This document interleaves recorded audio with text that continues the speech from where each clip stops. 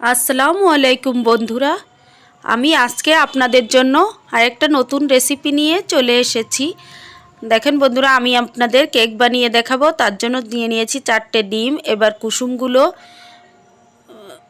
তুলে নিচ্ছি আর শুধু ডিমের সাদা অংশটা বিট করে নিচ্ছি। আমি মিডিয়াম ইসে দিয়ে বিট করছি, মিডিয়ামে দিয়ে, চড়েও না আস্তেও না।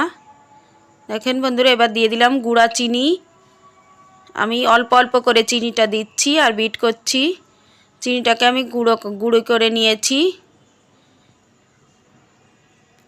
আমি মিডিয়াম ভোল্টেজে দিয়ে বিট করেছি। এবার কুসুমটাকে গুলে নিচ্ছি, গুলে দিয়ে দিলাম। আবার দিয়ে হালকা একবার বিট করে নেব।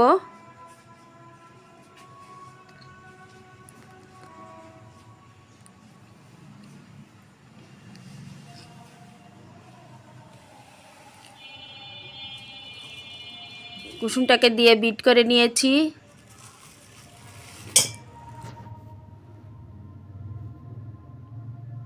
এবার দিয়ে দিচ্ছি ময়দা, 1 কাপ, মেজারমেন্ট কাপের 1 কাপ ময়দা।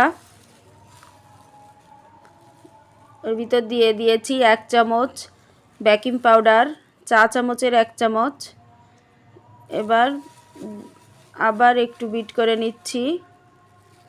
দেখেন বন্ধুরা, আমার হয়ে গেছে বিট করা। এবার দিয়ে দিলাম ভ্যানিলা এসেন্স আর 1 টেবিল চামচ পরিমাণে তেল দিয়ে আমি হালকা হাতে এটাকে মিশিয়ে নিচ্ছি যাতে ফোমটা নষ্ট হয়ে না যায়।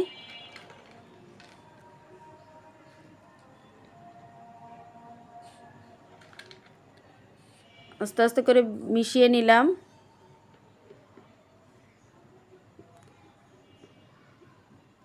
এবার আমি সিলভারের একটা বক্স নিয়েছি, নিয়ে এর ভিতর একটু সয়াবিন তেল মাখিয়ে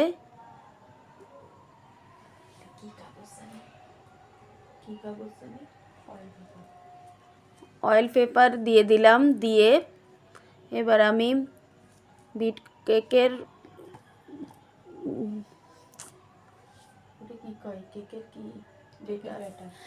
ব্যাটারটাকে ওর ভিতর ঢেলে দিলাম।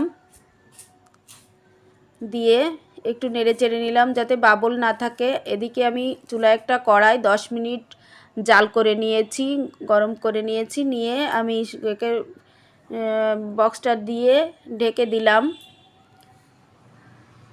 দিয়ে মিডিয়াম আঁচে দিয়ে 25 থেকে 30 মিনিট জাল করে নিয়েছি মিডিয়াম আঁচে। দেখেন বন্ধুরা, আমার কেকটা হয়ে গেছে। আমি এবার তুলে নিয়েছি। কত সুন্দর স্পঞ্জি হয়েছে কেকটা। তুলে নিয়েছি। এবার দেখেন কেটে নিচ্ছি।